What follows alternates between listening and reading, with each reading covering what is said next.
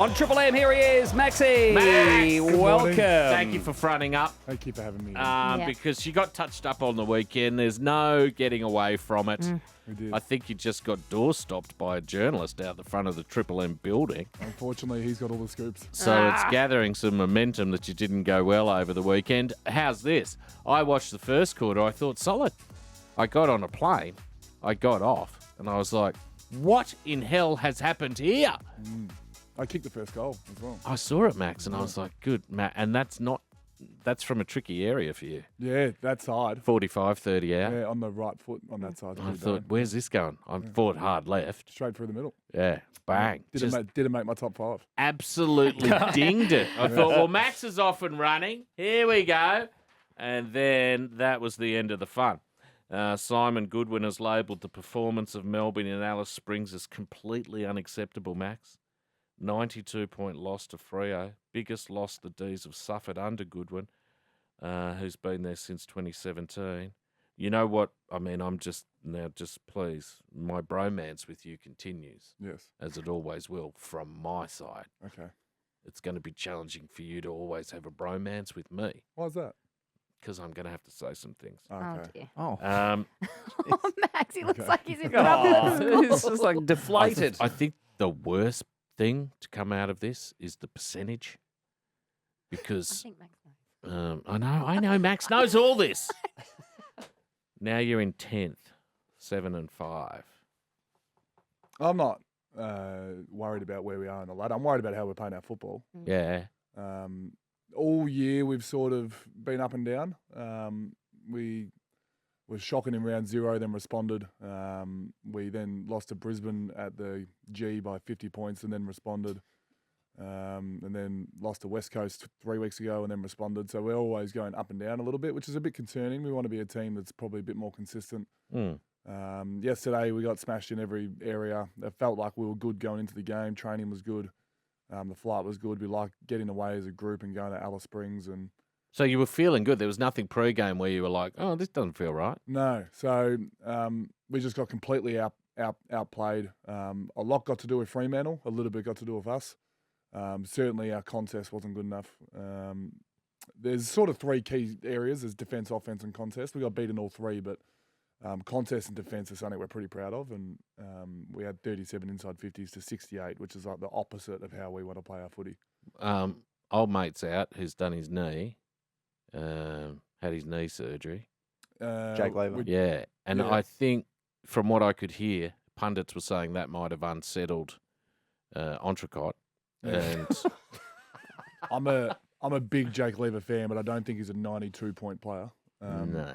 So I'm not sure if it was who was actually out there on the field. I think it was more how we played. It would be good to get him back, but I dare say it was... Might have unsettled the balance in defence, though.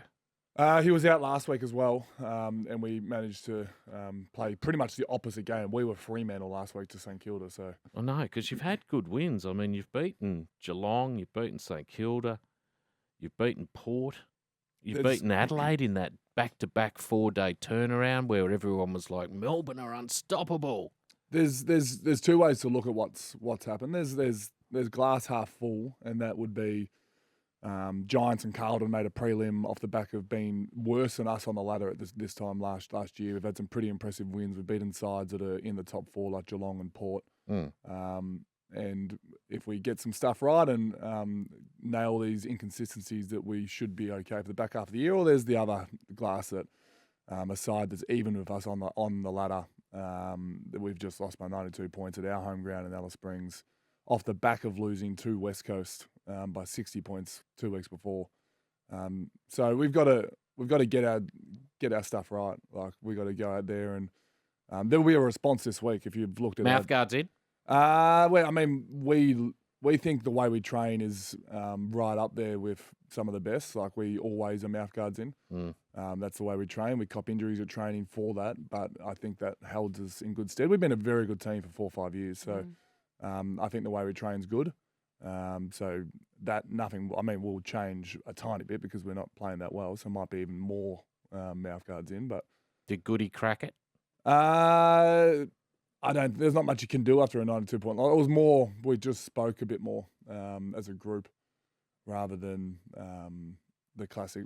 I mean, I've been on the end of. I mean, as I walked in, Will told me the other three of my bigger Will fossils. has no tact He at has all. no He's decorum when it comes tactless. to He No. doesn't Those- understand adult conversation. Those losses, a lot of them were under Paul Roos or Mark Newton. They were yellers. Mm. It wasn't like that. It was a bit more, how do we get off a 92-point loss? And How do you bounce back in clubland this week? Because you can't be moping around till Wednesday. we're very lucky this week because we have Neil. Oh, yes. It's a not a very easy game to get up for. No, but it's a shift in thinking. So we're always excited to play that game. I think we see Neil at some point this week. Nice. So that is a blessing in disguise. That we do have that game. Totally. But certainly the way we've been playing this year, you would back us to fight back because we've been 1 week up, 1 week down. So you don't want to just bank on that as a team that we've lost by 92. That means we're going to respond. You got to actually do the response. But I'm pretty confident we'll be able to turn it around this week. It's more the next 10 weeks. Apologies about William. Let's come back and talk about other teams that lost. Sure. Max Gawn with us this morning. From the Triple M studios. Max Gawn still with us, Marty. Yeah. Almost left, but stayed. No, Yeah, Max he's is doing beautifully because he's suffered a pretty savage loss on the weekend, and it's always lovely because you front up, win, lose or draw. I don't think Melbourne are going as bad as people would like to think they might be about to be, but certainly I think Collingwood on Monday is going to be a ripping game and an opportunity for you guys to really lay the foundations for the back end of the year. Yeah, I appreciate you thinking we're not going as bad as what others think. It's hard to justify losing to the two Perth teams by as much as we did, so we will look into it.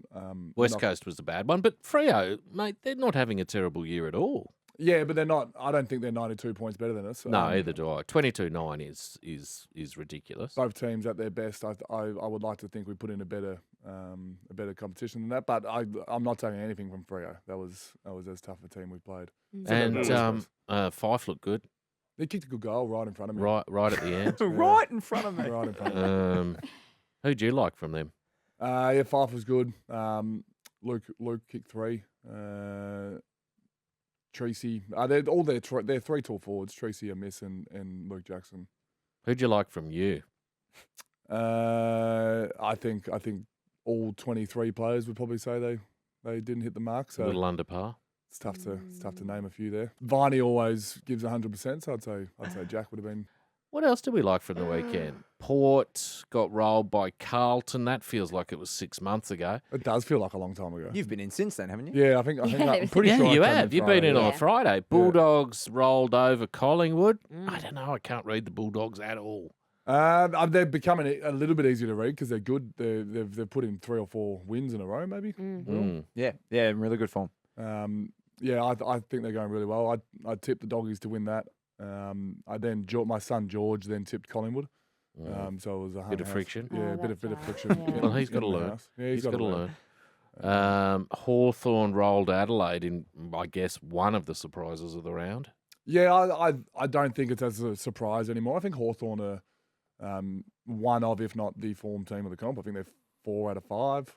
Yeah. And they're against good teams. Brisbane last week, Adelaide this week. They're just playing some really good footy. They feel like playing for their Sam Mitchell's brand is on show. Yeah. It looks like that. So they're not that far out of finals, to be honest. I think they can start talking about it at some point. St Kilda went to WA and beat the West Coast and sort of. Harley Reid was the big story out of that. Did you see the tackle? I saw the tackle. I'm not sure about the whole eligibility for Rising Star. What's your take?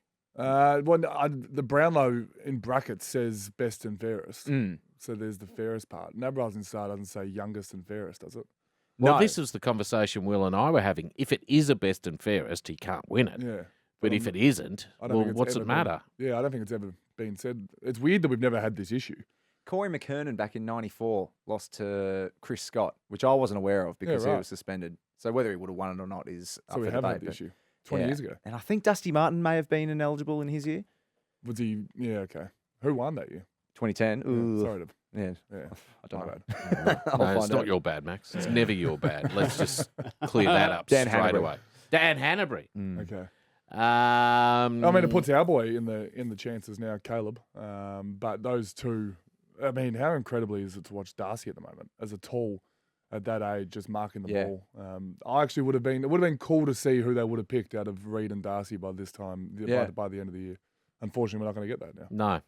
No. Geelong sort of, they beat Richmond and ended up being comfortable, but it wasn't comfortable for a long time in that game. 5 ACLs now. Who was the ACL from that? Lafau, the full forward. So there's 5 from Richmond. It's unbelievable. It's just phenomenal. The club is just cursed this year. Yeah, and I don't think ACLs are a trend or anything, so I don't think they can really look into it. I think that is bad luck. Yeah. Well, I mean, when does it tip from bad luck into overtraining or surface at Punt Road? I mean, I don't know. I'm just not sure if there's studies on ACLs for that sort of stuff. If it was 5 hammies off the bone, I think you can look into that. But and there was like the way Lafau landed, it was purely incidental. So. You're a beacon of hope for people with ACLs earlier in their career, though. Yeah, I'm not sure how old Lafau is. He's a mature age player, but hopefully he gets back. It's a horrible time to do it in the mid part of the year because that means you've got to try and get back in the mid part of the year. How long does it take you to have confidence in that knee? Like confidence? You need to get a good couple of AFL games out. Yeah. I mean, even then, when does it leave your mind? Well, I am 2011 and it's now 2024, so 13 years, and I still would think about my knee. Really? Yeah, Wow. see, I'm not surprised. Because it's just a game where that knee injury going that direction, doing what you do is just it's a reality that can happen at any moment. I'm probably thinking about it more now because if I do one, that's career. Well, now I'm thinking about it. Yeah. Your own or Max's? No, Max's. Yeah, right. And my own. Yeah, I don't Could think do about it getting into the car. I appreciate you thinking about me, but I don't. I'm always thinking about you, mate. I don't necessarily think about it out on the field. I texted William one word yesterday, Max. That's all. That was the one. I was waiting for more than. No. Yeah, but you did say one word. Man, our man's down. Captain of Australia. William, Captain of Australia's Australia. Captain William of knew Australia. exactly what I meant. Yep. He said, "Who dis?"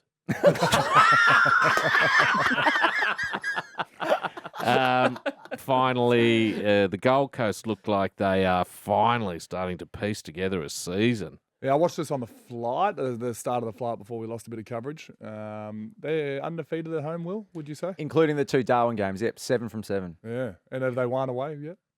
Geez, probably not. What are they to be on? honest. 7 wins? They are currently 7 and 5. There you go. Okay. But Can't win away. we've got them up there in Goldie, so I don't have to worry about their away form. They're No, you got to worry about their form at home. Yeah, they're a good team and a team that's going to be good for the next few years. Well done, Max, for fronting up. Can't have been high on your list of things to do this morning, so well done for that. And we'll talk to you at the end of this week. End of this week. I think it might be the day earlier. Right, we're doing your Thursday, are we? Yeah, Thursday. Leading into the big Richmond. Big Monday freeze. clash. The big Yeah. freeze. Jesus, that'll be a belting game. Yes. Well done, mate. Talk Thank soon. you. We'll Thanks, chat to you Steve. then. Max Gawn.